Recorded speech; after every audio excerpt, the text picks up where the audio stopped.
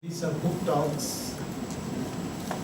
Dr. Arnab Chatterjee will talk on a book title called Crying, the Natural and Cultural History of Tears by Tom Dutch. So I don't want to talk much on that book. Dr. will tell everything about the book and share his views on the book. So welcome, sir. Dr. Arnab Chatterjee.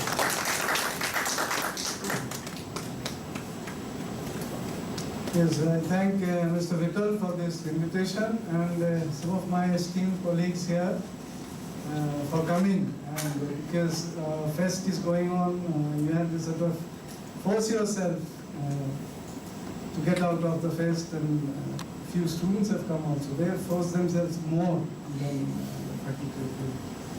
Okay.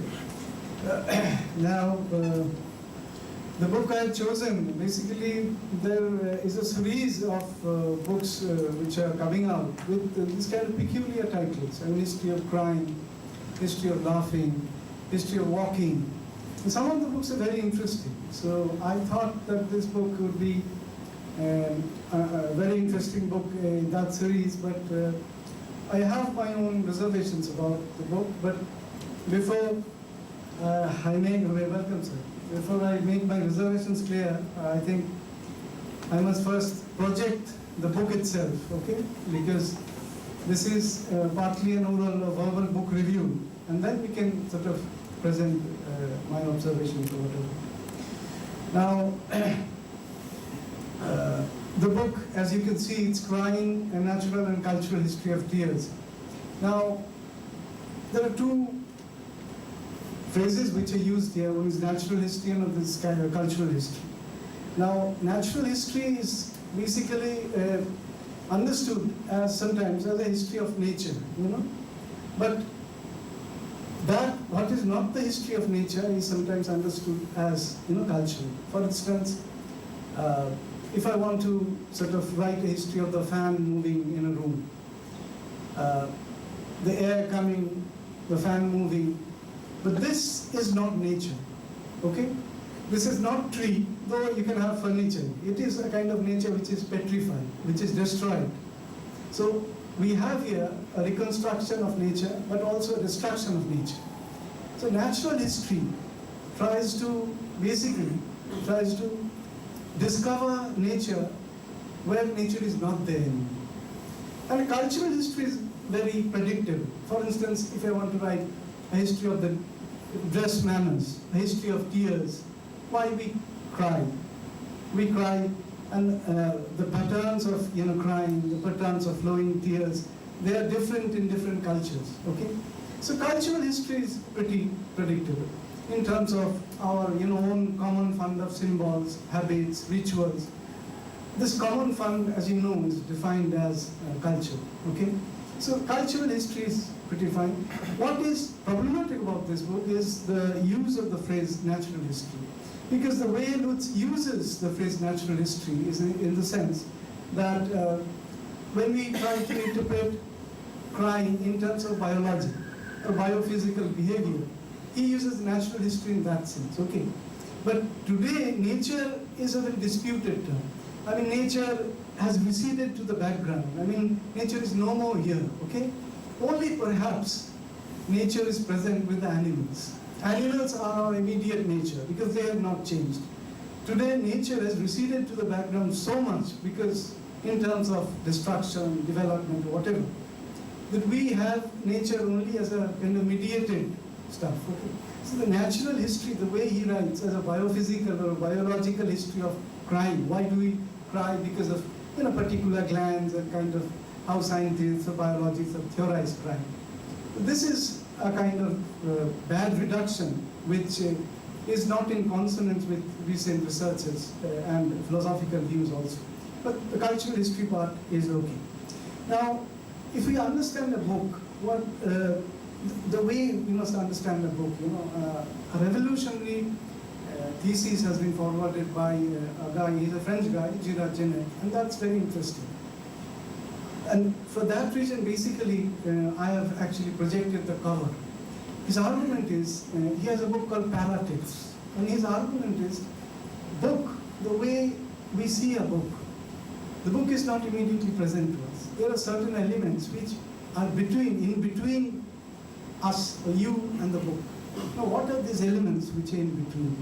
He says the cover, the acknowledgements, the footnotes, okay, the dedication, the kind of historical, background, the kind of personal maneuvers or hangover that have led to the book.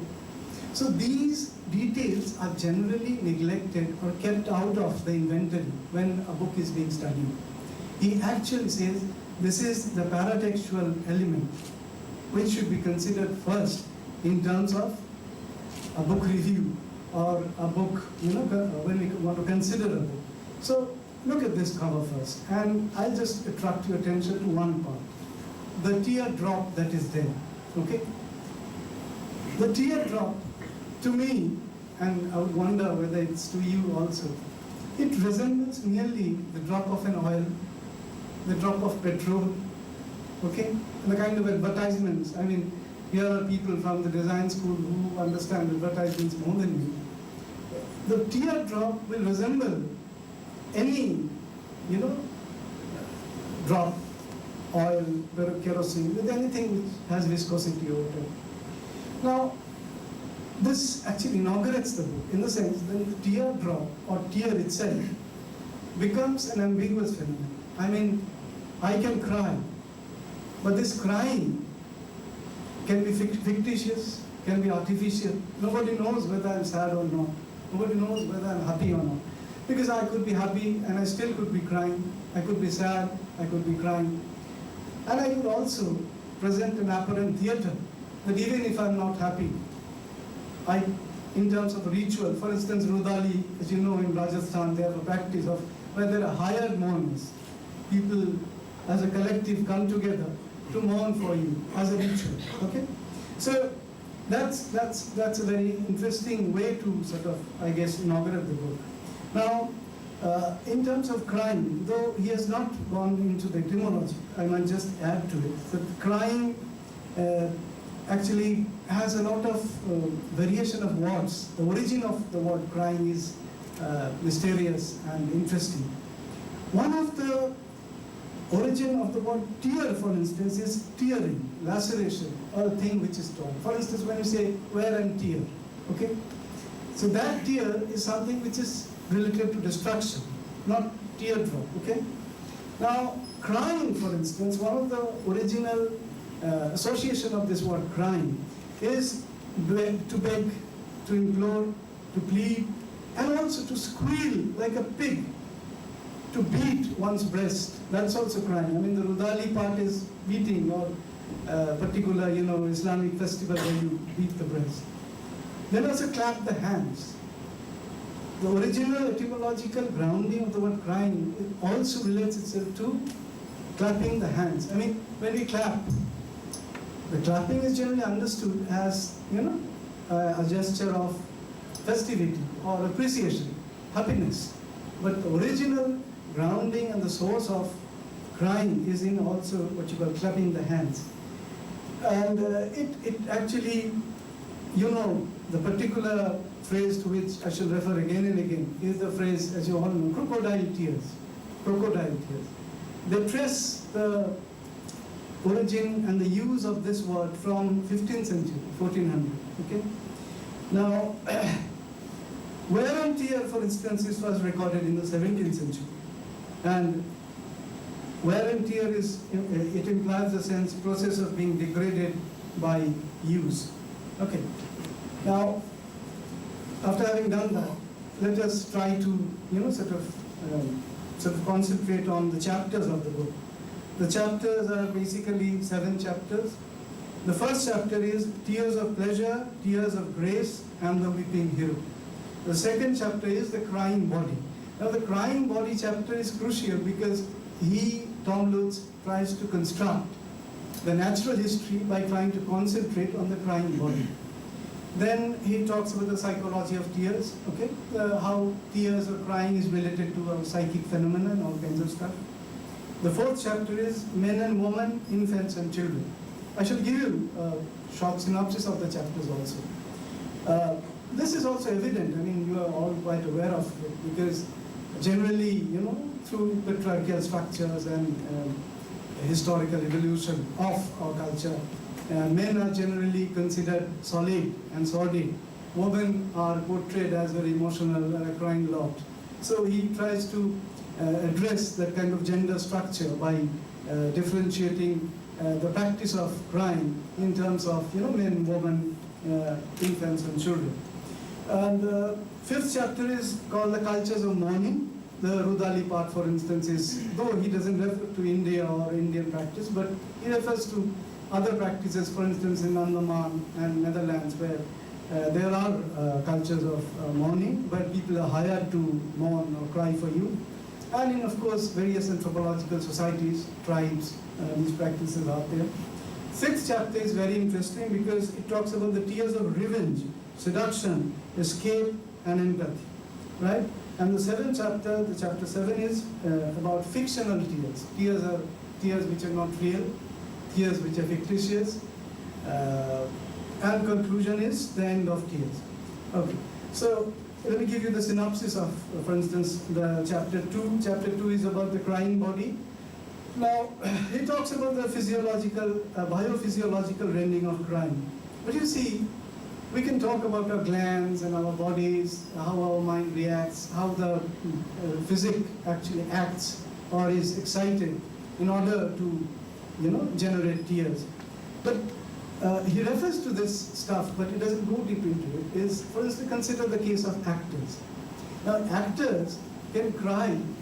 I mean, there are actors who can cry anytime when they are asked. For instance, please act out a crying scene. They will cry. Please act out a laughing scene. Immediately they will start laughing and making it. Now, here, with severe and straight grounding in the body or physical features, you cannot explain how an actor can immediately cry or sort of laugh thereafter. The body is not sufficient. Okay. Then, in the third chapter, the psychology of tears then tries to sort of, posit and tries to sort of limit the phenomenon of crying by making three distinctions. One is, as you know, the cathartic example, which goes back to Aristotle. By a behaviorist example and a cognitive theoretical example. The cathartic example, as you know, for instance, if you go to a cinema, we see a very tragic scene, we cry, our tears flow. And the old theory of this kind of crying, cathartic release is because we feel sad. Having seen a tragic scene, then the tears that flow out, we are pulsed out of that emotions.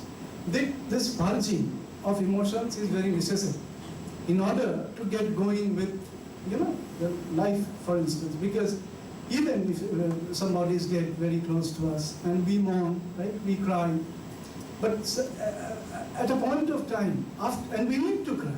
In fact, if somebody doesn't cry, he is made to cry, because if somebody doesn't cry, it is assumed that he will suffer a sort of bad psychological deficit, and he might suffer depression and all kinds of complications, right? So that relief, in a complex sense, is used to arrive at a cathartic thesis. The behaviorist problem, as Lutz theorizes, it's pretty clear, because he sees crying as a physical side effect of mental processes, right? But even that cannot actually clarify how could actors in an act of imitation could cry, okay, spontaneously, and that would be very visible. Not only it's very visible, but it is also persuasive, in the sense, on the screen when we see an actor or an actress crying, we also feel sad, we feel, so not only it's persuasive, it generates that kind of feeling, it reproduces that feeling, right? So, and last is a kind of cognitive theory which he tries to put on in order to clarify crying or the psychology of tears. He says that by crying, we negatively motivate ourselves. When we cry, we negatively motivate ourselves. This will not go easily with the recent theories of motivation, for instance, which is very much, very much emphasizes and valorizes motivation as a positive index. A positive motivation is what is called for. Now, chapter 4, men and women, infants and children. In fact, he talks about an interview which he had taken where a student is supposed to have told him that I have my grandfather or grandmother's funeral, and having read Albert Camus' Outsider, I am scared that if I go to my grandmother's funeral, and if I don't cry enough, I might be projected to have been lacking emotions.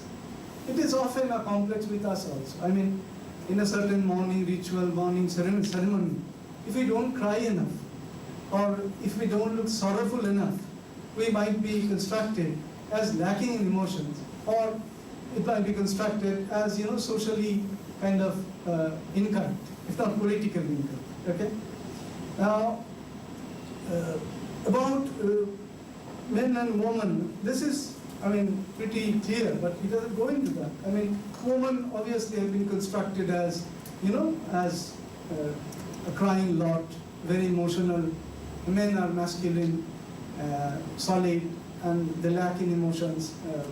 But as you know, there have been immense, there is already an immense literature in feminism, for instance, where they try to generate what you call emotional ethics, and a particular form of philosophy of care, which is based on emotions, right? They try to say, if this is true, this is not true. If this is true that women are emotional, women cry or women laugh a bit more, this is not true. But if it's true, then given the sort of graph, the international graph of criminality, violence in the whole world, it will be better if the public sphere is subjected to the emotional ethics of women. It will be better, the world will be better if we generate and accept an ethics of caring based on emotion, which is opposed in that sense to the cold logic and reason of the masculine patriarchal public sphere. Now, he has also referred to emotion work, where there is also a division of labor which happens in the household, where children cry, wives cry, husbands cry, but cry less. Now, why this emotion work or emotional labor is divided in such a sort of roughly unequal way? He's not got into the detail, but he has sort of referred to this phenomenon. Now, this is an important point which he makes in this chapter, is that crying changes when culture changes. And he refers to a whole lot of practices throughout the book. In fact, he could be seen to have been referring to at least 500 practices of different cultural forms of crying. But the interesting part to which he in fact doesn't refer is, say for instance, if we are in a multicultural society, right? How to, for instance, do we have multicultural forms of tears? In a multicultural society, you don't have a single monolithic culture where you can practice singular form of crying. Okay? In a multicultural, heterogeneous form of society, for instance, if my neighbor belongs to some other culture, if I'm here, so does it mean that his form of crying or tears will be different from my habit? Is it sort of plausible?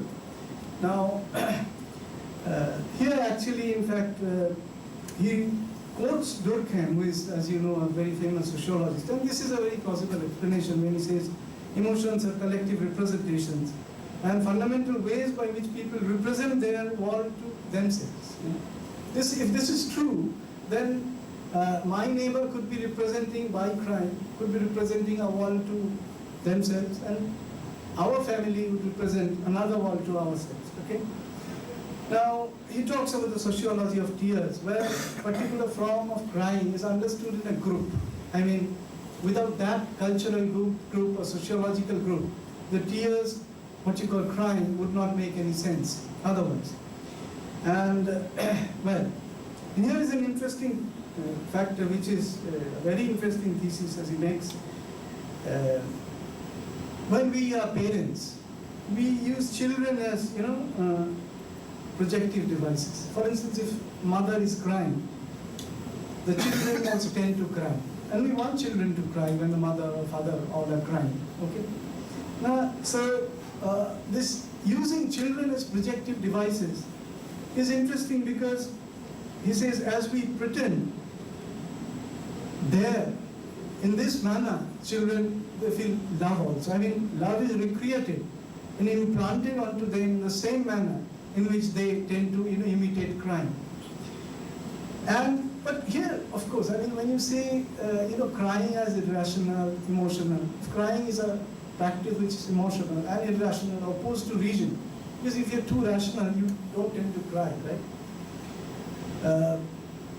Then only, when you consider a sort of so-called madman who has undergone dysfunctional, so-called abnormalcy, he cries without a reason.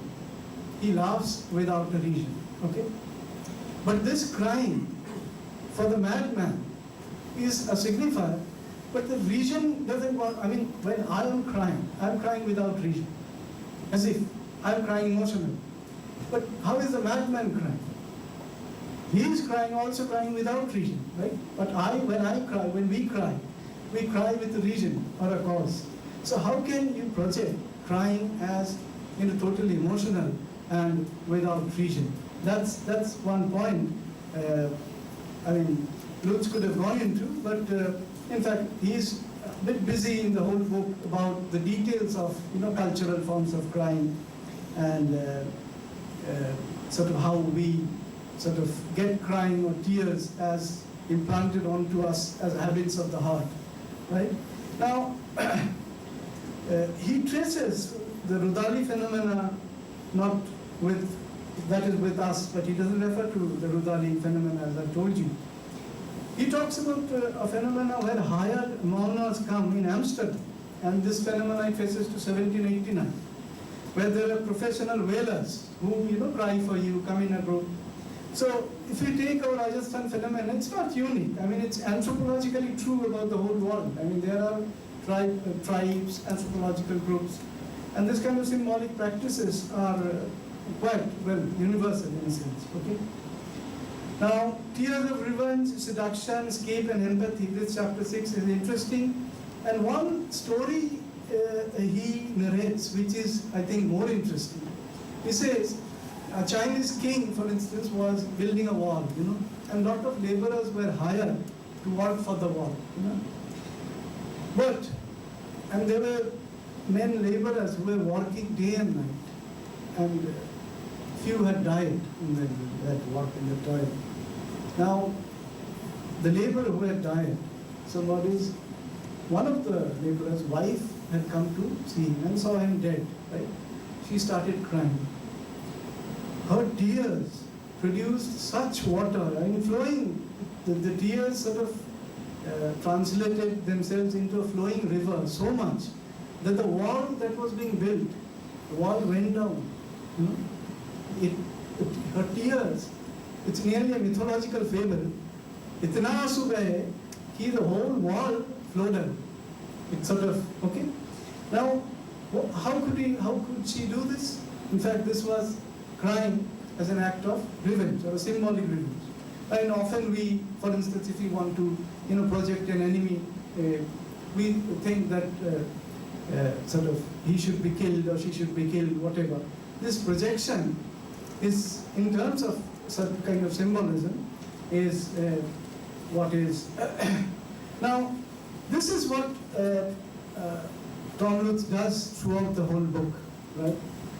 But my question, and that would be your question, despite this detailed narration of the cultural practices of various tribes and individuals, groups throughout the world and throughout history, does it sort of, give us a kind of thematic thread, a theoretical, weapon by which we could interpret things differently?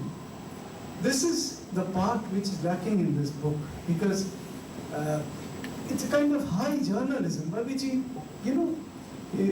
derives and describes cultural practices throughout the world, But there's no single connecting thematic thread by which this could be, interpreted. So, with these two, I will try to rather, interpret two, basically a picture and a song by Gulam Ali, Chupke Chupke Raat Din Subhana Yaad Hai, where actually we could, depart from the book, but we could sort of, invest this book with a new handle by which, it's not sufficient to criticize a book, right? First, it was necessary for me to describe the book, describe its merits. It's a very enjoyable book, okay? It's a very informative book. But just describing the lack, that it lacks a theoretical thread or a single thematic thread is not enough. We have to invest ourselves into the book so that we can sort of, not only showing a lack, but we have to fill the lack, okay? So, here is the example. First, a few photos of these photos are not in his book, but there is enough material in his book to show these photos as visible, and there is enough material in Lutz's book to sort of describe these photos. When we say we don't have tears, we have blood, right? So this kind of metaphoric expression is addressed in this photo. And I know there are people here who are experts in photography. Okay? Now, this is, but this, as he says elsewhere, this face, the contour of the face could be reconstructed as both. If you don't have tears flowing, this could be also a moment of laughter. In a moment of immense laughter, this kind of contortions, they do happen, okay?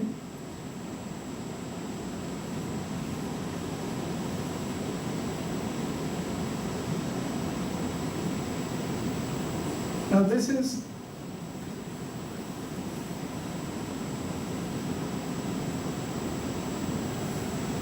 a very sort of a painting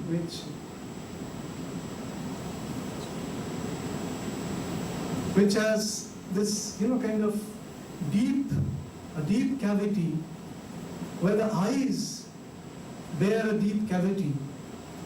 If it's crying, then it is nearly ghostly, a kind of spectral sadness. Okay, and it also has this wailing and kind of as a surprise. Okay, this is, I think you already know, this is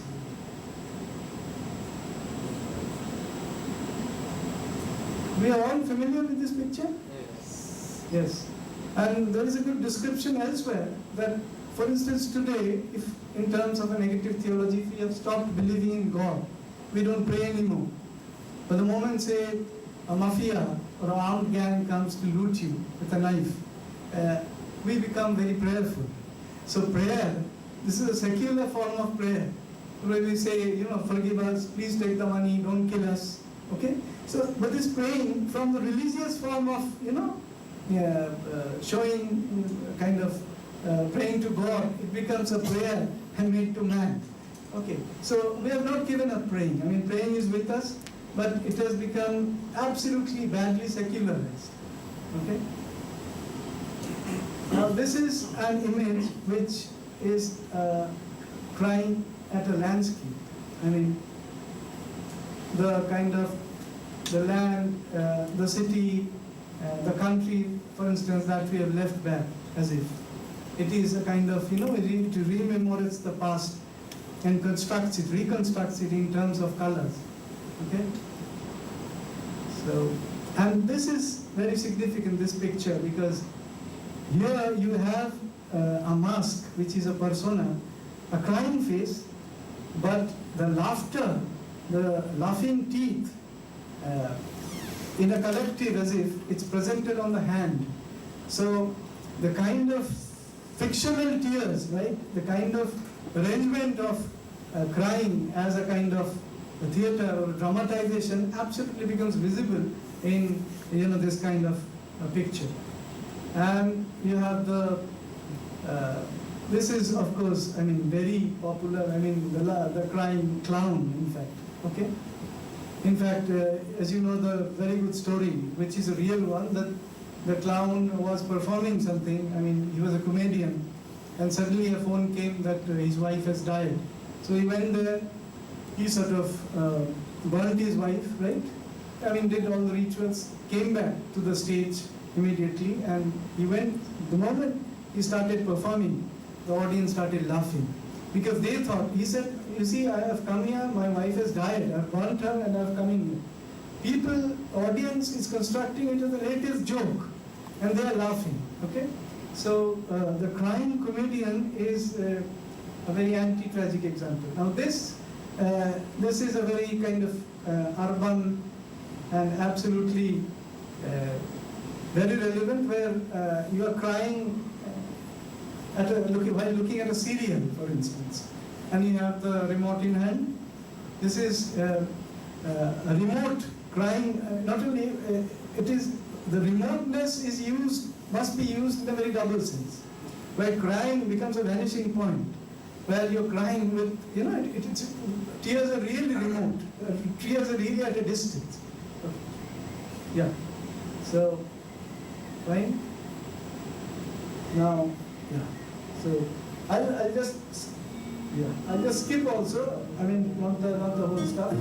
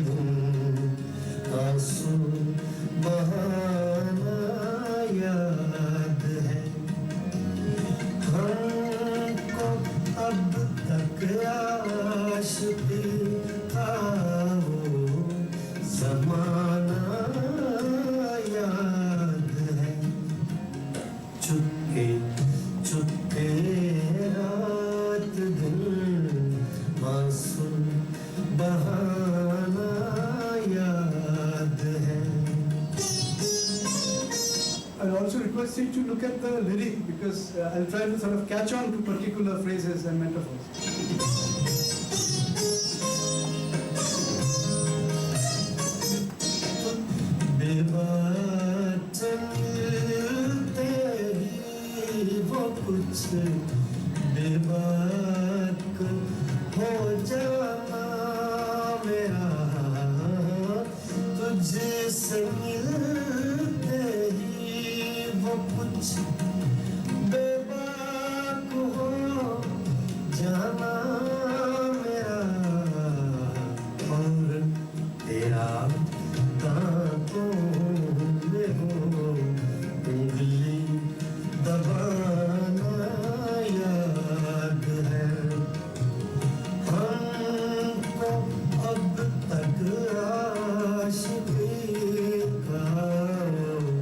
Zamana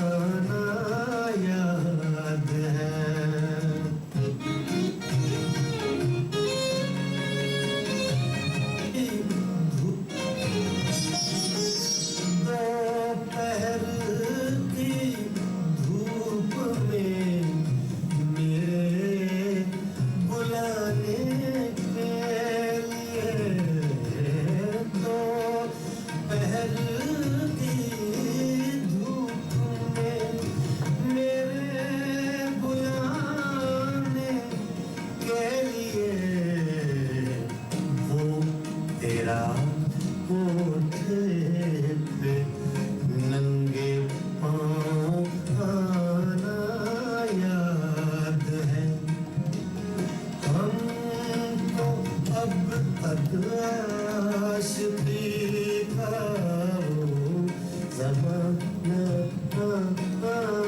याद है चुपके चुपके रात दिन आंसू बहाना याद है. Now, just let us sort of make this very clear at the outset that emotions, feelings, or crying is supposed to be an expression of sadness and kindness. This expression is a kind of public form of behavior, public form of externality, right? Now, if you look at the song, Chupke Chupke is an appeal to hiddenness, secrecy. Secrecy is what you call deep private, okay? Chupke Chupke, Raat Din, Aansu Bahana, Yaad. Okay? And flowing tears in secret is what you call memory, remembering, whatever. But not these words, Chupke Chupke. Again, Chori Chori, Humse Tum, sort of, milne aate the, I mean, the Chori Chori. That is also again refers to secrecy, secretly, clandestinely. Third, dupatta se tera wo muh chupana. I mean, dupatta se muh chupana. Again, I mean, secrecy, deep privacy, clandestine. Last, nange pao. Nange pao pote pe aana. I mean, when it is feet which is naked, that means it is without shoes or slippers. That means it is without a second skin. Naked feet is nudity. But this nudity, nudity is when we, for instance, it is only for a human being that we consider nude. The skin is nude only for the human being. We don't consider animals nude. Though the skin of the animals, it is absolutely open. There are no clothes. But we don't consider animals nude. This nudity, without the without the skin of the shoe, is again. I mean, the shoe is what hides. The shoe is what sort of hides the leg. Again, there is an appeal to privacy or secrecy. Okay. So, if you look at the song, then crying through tears is a kind of expression which is public, externality, right? Manifestation. But in order to do that, in terms of remembering, mourning, memorizing, in order to do that, it has to always, in terms of say poetry, fiction, film, it has to depend on the notion of the private or the deep sacred. I mean, chori chori, chupke chupke. So, I mean, there's a contradiction. While crying is a public form of expression, it depends on all kinds of private, sacred metaphors and activities. All, in fact, private, sacred, deep private handles by which crying manifests itself, right? This is, I'll say, a kind of, intervention with which Lutz will not agree, because it doesn't really sort of fit with his program, because he lacks a theoretical thread. And finally, this is the last. It is a video, but it's also a very famous picture, where a dog is supposed to be, a sad dog is sitting and is not moving, and the rain is falling, and he's supposed to be crying, okay? But there is a para which I should sort of add on to before I sort of explain this. You see, animals, as I told you, animals are the only nature now. All nature has receded in the background. I mean, it's destroyed, absolutely, defunct.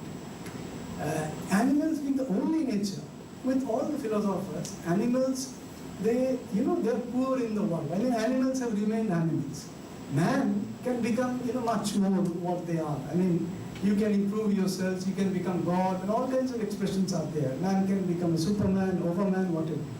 But a dog, an elephant, or a parrot, they remain a dog, they remain an elephant, okay? So, what has been described as they are totally immersed in the world. They are lost in the world. There is no transcendence for them. There is no emancipation for the animals. Okay? in fact, that is a relief for us because they are the only nature which they are available for us. Seas, lands, mountains, they have all we see it. Okay? Now here, if this is true, then as they describe in some kinds of very high continental geography, that animals are absolute, they call it immanence. Immanence is there is no transcendence. I mean, they will not be lifted higher. They are where they are, right? Totally immersed in their world. There is no higher realm for them. If this is true, often it is described, they are water in water. I mean, it is true. I mean, the way they can swim, the way they can fly, men cannot do. What men do, men create culture in order to compensate these lacks. They cannot fly, they cannot, right? And all kinds of torture. I mean, it's kind of silent genocide that happened with the animals. I mean, there is no humanity here. I've tried to theorize this as a kind of animality, not humanity. Animality is a word, animality is a word which is popular. But animality, to describe real personal relationships, happen only with animals, plants, and stones. Today, आज इतना ही संभव है जो we have personal relationships with animals because men are violent beings. Human beings are the most nasty and dangerous animal on earth, right? They can deceive, they can cheat, they can kill you. Huh? Kill you through a metaphor. I mean, backstabbing can be done only by human beings, okay? They are violent beings. I mean, if personal relationships are possible with animals, then the description that they gave, that they are water in water, they are birds as, kind of sky in sky. So this is a picture where sort of this dog which is sitting there and not moving, where the rain is falling. It is a true picture, but it is a tear on tear, If raining is a kind of tear, if we conceive it that way. I mean, sky is crying, right? Then it falls on his tears or on his well, whatever, and it mixes up. You cannot distinguish between the tears of the dog and the tears that is available in the environment. This is absolute immanence. There is no transcendence, true. And in fact, this is the relief. In fact, this form of crying, you see, this actually negates the kind of crying which we were talking and describing. Fictitious, dramatic crying, negative, theatrical crying, which are not true. I mean, those crying, you cannot not know that whether there is real grief or not, whether somebody is really crying or not, okay? But this is a picture where an animal, where there is no theater, no drama, and here, I think, this can be described as the saddest scene, saddest picture on earth, where rain is falling and the dog is sitting and unwilling to move from there. Okay? For a moment. Yeah.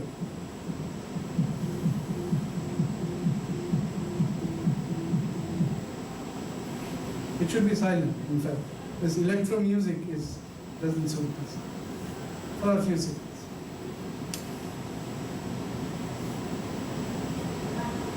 The music has been inserted, but this is absolute silence.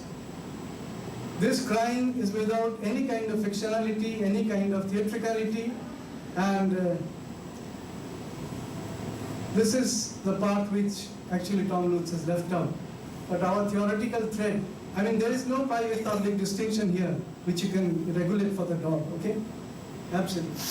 I mean, this distinction is absolutely erased, and the water of the rain and water of his tears and wailing might, help in that endeavor. Okay. Well, thank you very much.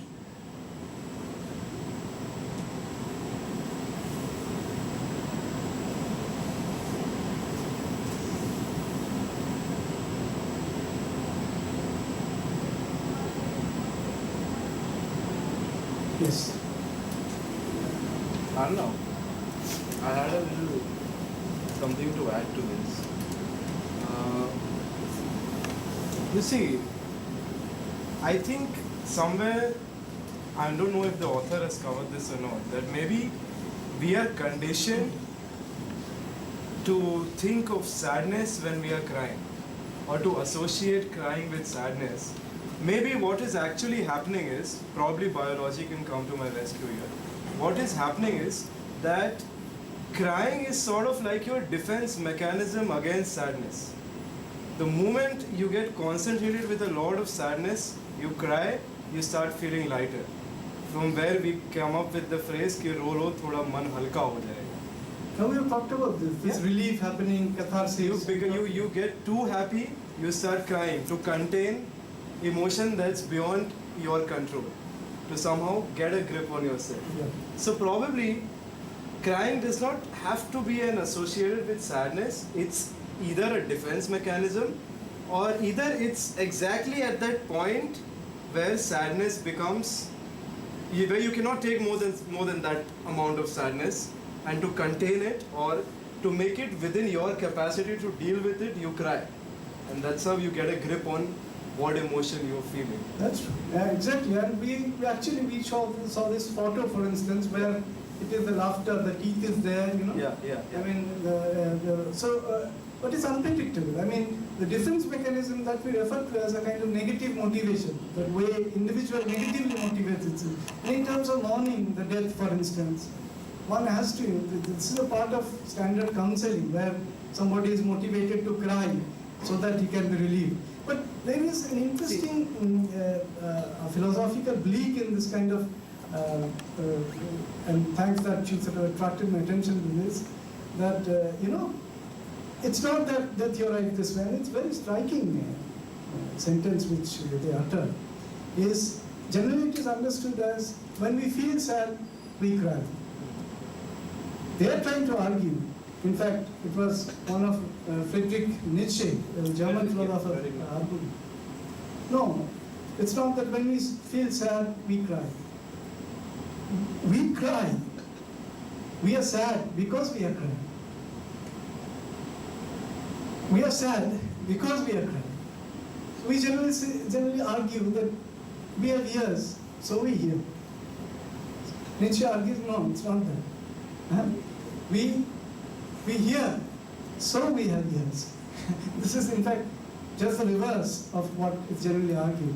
And thank you for sort of stretching me, pulling me to that direction. To further add to that, I think that conditioning of associating sadness with crying has led to using it in performing arts, or using it in fiction, or wherever else that we see it. But we talked about the actors, for instance. Even an if actor can immediately laugh. Even if when I he's take- when he's if instructed, I- please present laughing scene. He laughs. If I associate this to Outsider, the book, Yeah. I think that had he cried, or had he completely vented out his emotion at the time of his mother's death, Right. probably he could have avoided the murder. That's true. Probably. That's true. Because he didn't have a channel to channelize that grief somewhere. But do you believe that Marseille, in Strange Outsider, did he really lack the emotion? I mean, this expressiveness is not really Or maybe lacking. he really had clarity about it. But this It is has what to I be. was trying to show through the analysis of the song, that if you try to analyze, crying in terms of its deep structure, ontology of crying, then it actually depends on kind of private and sacred moods. True. It all depends. Generally, we want to see somebody crying, we want to see the tears. We try to interpret tears as signifying sadness, but internally, from its deep inside, it depends on private and sacred structures.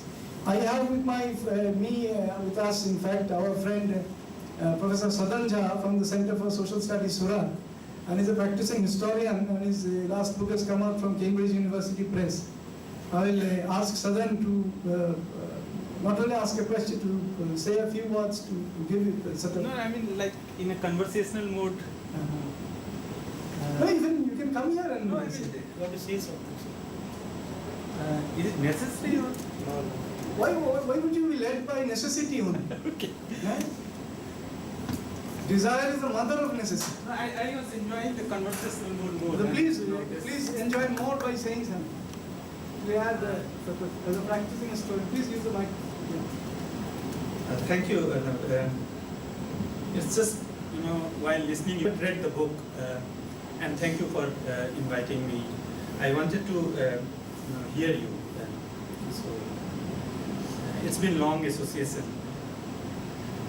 and the topic is very emotive. Obviously, that's the least I can say. But while listening, I was also reminded of few things which are, related to the the immediate surroundings. One is this cultural collective mourning and collective crime. And you said very rightly that it's a universal. And many of you may not be knowing that Surat has a long history. I mean, Surat also, till very recently, had this cultural practice of collective mourning, collective crime, where professional people used to come on occasions of death, and they used to cry a lot. And this was called Radwa Kutban. So this is just while listening you, I was reminded. And this was performed by lower caste people. And people used to, these groups used to come from the outskirts of the then city. For example, from Dumas, they used to go to the main city and used to perform. So I was just reminded of this. Obviously, you talked about Rudali. And this is not merely, even Rudali is not about the Islamic society only. It is very much part of non-Islamic societies too. So that's one part, one thing. There are so many things. I don't want to, but there are few other things which I was reminded, particularly the last scene, the dog crime. And in Hindi, we have this, I think it is a pan-national saying that Kutte Karuna is always considered as bad omen. So there is a whole range of religious codes which are associated with the crime, like with other things. And what happens is that, invariably, when historians look at these codes or these religious practices, they reduce it to cultural codes. So religious experiences, religiosity, they don't have a language to address that religiosity, because history, which claims itself as a scientific discipline, can only engage with religiosity by reducing it as cultural. And then this also goes back to general, ubiquitous kind of frame which science, modernity, and capitalism provides to us. Because crime is, on one hand, it's an expression, and in that sense, it's a body, non-verbal form of communication. So that part is well taken. But if it is also experiential, then beyond this, frame of natural history, you don't have any other resources to theoretically engage with the experience. Because capitalism, or science doesn't engage with experience in totality. It can look at experience either through psychology or through, this cultural codes, by reducing different forms of human experience as something which are best suitable to be performed in private. So hence, you don't have resources when the similar experiences, body actually performs its own functions in public. Something, and this is where I was wondering, and I would deviate from your reading of Gulam Ali's, because even that song actually reduces the crime as a personal affair. So boys don't cry. And there is a whole range of things. And that actually, and I don't take further time, that took me, while listening you, took me to a very dominant theme of our times, that it's a numbing time. All the resources, science, actually are geared towards numbing our emotions, where we must not cry. So, thank you. Thank you, sir. Thank you for your sort of historical input. Yeah. Yes, Avinash. We all were talking about the philosophy and culture. In all of that, I was trying to bring it back to a very banal expression in terms of crying when we get hurt. Banality is the most philosophical stuff. Banality and trivia. Physically hurt. I mean, hurt. I was also does it also bring catharsis in that eventuality when it's like very simple thing. I fell down and I'm hurt and I cannot control that pain and I cry, and that is not associated to such philosophies and etc. But it's a very direct thing. I fell down and I'm crying. So does that also bring in some form of catharsis where it is reduced or? No, catharsis is a particular theory of crying and pain and relief of pain. Not necessarily that I agree with it, but the example that you're giving, that you fell down, your heart, right? It's, for instance, bleeding, okay?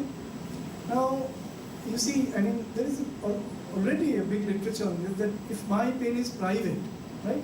I can just, if it's not bleeding or whatever, there are various festivities, various rituals where people inflict harm on themselves, inflict wounds on themselves and bleed. So that bleeding is not necessarily painful for them, okay? Secondly, if I am in pain, for instance, I say I have a toothache. Now, it will be impossible to deduce whether I really have a toothache or not. So the debate is whether pain has a private language or there is a public language by which things can be accessed, that one is really in pain or not. In fact, that is where I'll sort of remind Sadan of my work on the personal, where he says that crying is personal, so it is sort of, but personal is not necessarily private. In a private sense, it is only with me, sacred, deep, but the public is excluded. But for instance, if I give an opinion, if I say that I am in pain, and I am sort of, but whether pain has a private language or not, that is the crucial question that you have to answer. Right, and whether there is a common language, a public language by which it can be inferred that one is really in pain, one is really grieving, so one is crying. How is there a common language, public language by which this can be deciphered? In fact, this cannot. So the public expression of or experience of crying, okay, that will always depend, as I interpreted the Gulam Ali song, will depend on private structures in order to validate itself, and that is the theatre. It's an expression of publicity, public, but it depends deep inside, depends on private, sacred structure. This dialectic is what is enjoyable. That is why we go to the cinema. We want to see not the binary white conflict, but more shades of grey creeping. No, but yeah.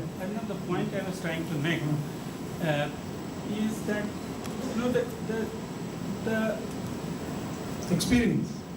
the experiential part, science or even politics, does not have resources to engage with the publicness of these experiences.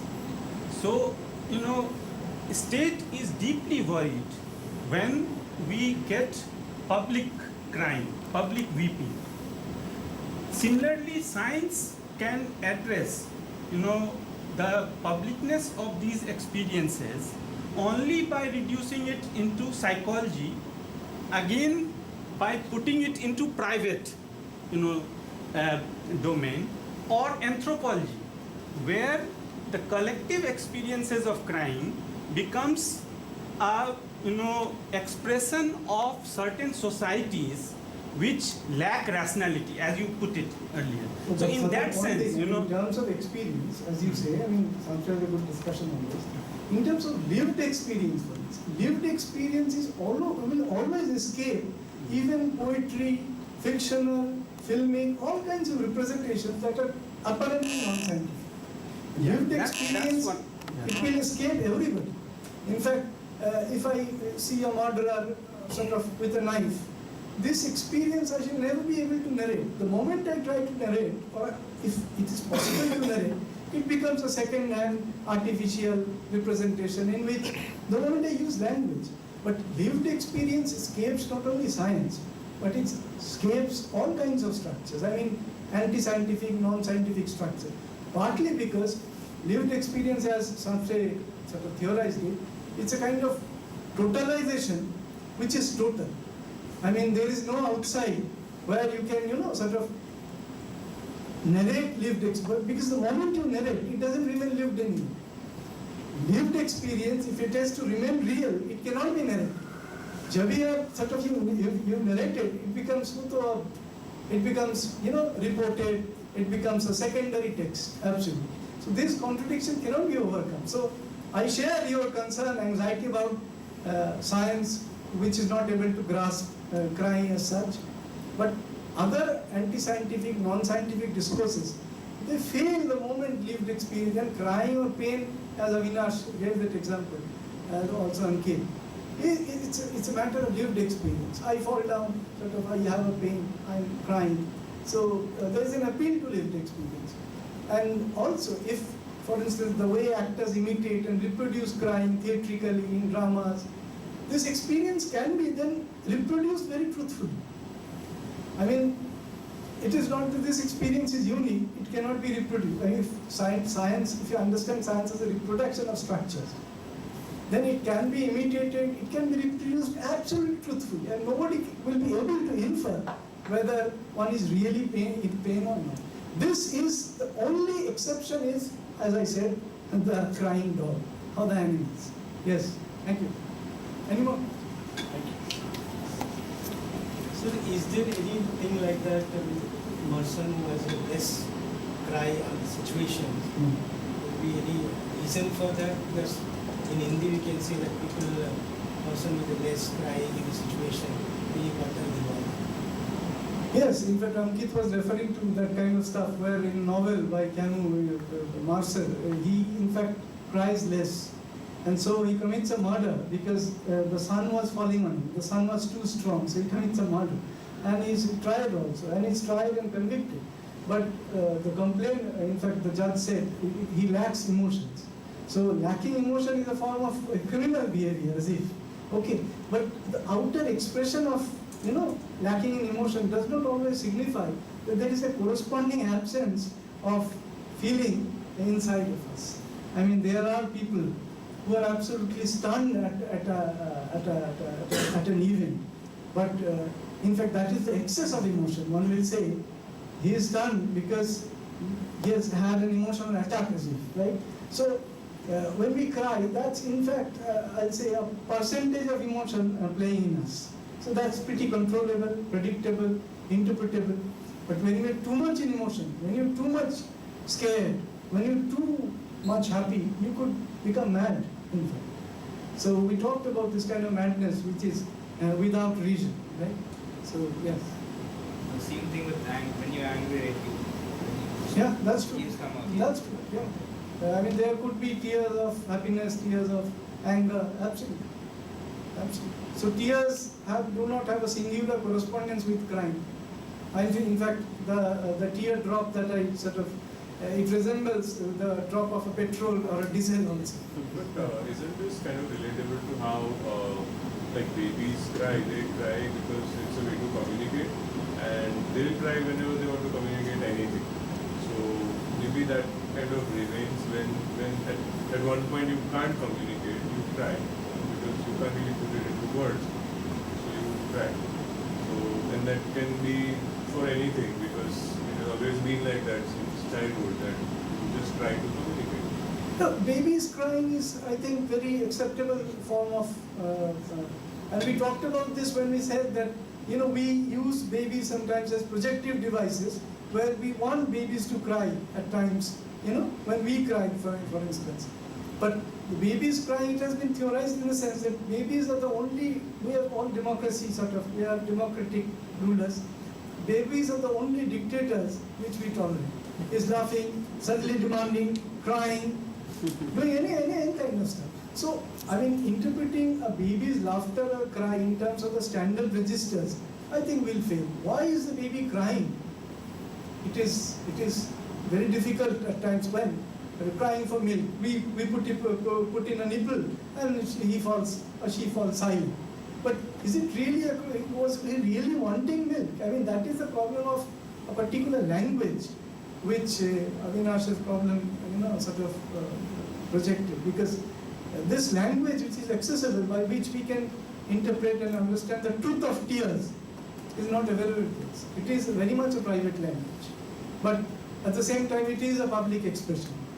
But it depends on the kind of private forms of practice. But whether babies can they feign tears? I mean, can they fake tears? I mean, at times, could they act out? That is one question. I think what happens is when they are babies, so they are for 9 months they are continuing to live in a different environment. Then they are there, so there's a different environment. There's some sort of uncomfort which is there. So expression, immediate expression is crying.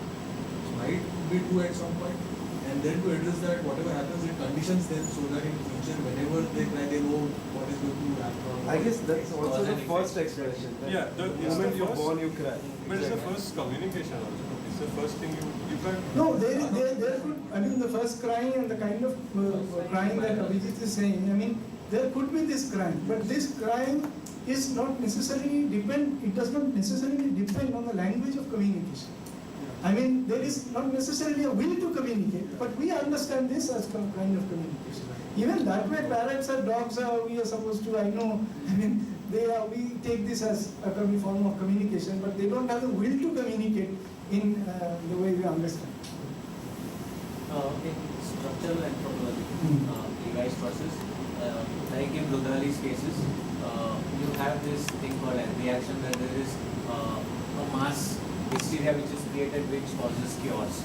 So in that sense, such kind of mass things are also value. So can it be correlated like that? Of course, surely. I mean, this kind of hysteric, when one is hysteric, one is, Mr. Vittalji referred to that kind of crying, when the crying exceeds all standards of crying and one becomes hysteric. And in terms of public hysteria, it becomes more problematic. I mean, when India has lost a match and there are 10 people in the audience crying. Okay, so what is this form of public, secular, urban form of mourning? And whether, that's an interesting case. I mean, that's an interesting, but this is very possible. I mean, there could be public forms of ritual, symbolism, it's very fun. It is a shared, I mean, crying is a shared form of practice, right? But as I was trying to point out, it depends, but during Muharram, we do have absolutely, crying. absolutely. I mean, beating the breast, for instance, that even etymology shows it. Right? But as I was trying to make the point in Gulam Ali song, the public form is fine. It is a form of expression. But deep inside, it depends on the private forms of, sacred forms of structure. It depends on all kinds of sacred forms of structure and recognition. I wanted to ask you one more thing. You're talking about madmen, right? So they cry without. Mad quote within quotes. Yeah, madmen, yes, madmen. They cry without any reason. But don't you think the reason they cry is because they are challenged? So don't you think? No, it's very possible. I mean, it's not possible for us to go into his world. His world is a very sort of self-inclusive world, which refers to itself. I mean, so the kind of reference that he makes, it is self-reference. I mean, obviously he knows the meaning of what he is saying. Not that all his references or all the utterances are wrong, not that. But to locate him in our world is difficult. And in fact, we should not try. I mean, he has his own world. In fact, to talk about madness as a form of insanity or unreason is absolutely a kind of violation. So, within quotes. Yes. Thank you, sir. Yes. Thank you, sir, Dr. Arnab, sir. I never imagined that there is so much behind the crying and tears. We are so emotional now. And thank you very much for beautifully explaining the things down. And thank you, audience, for coming for attending this course. And next week we'll come up with a new topic. Hopefully, happiness or something on happiness. Thank you very much, sir. Thanks a lot.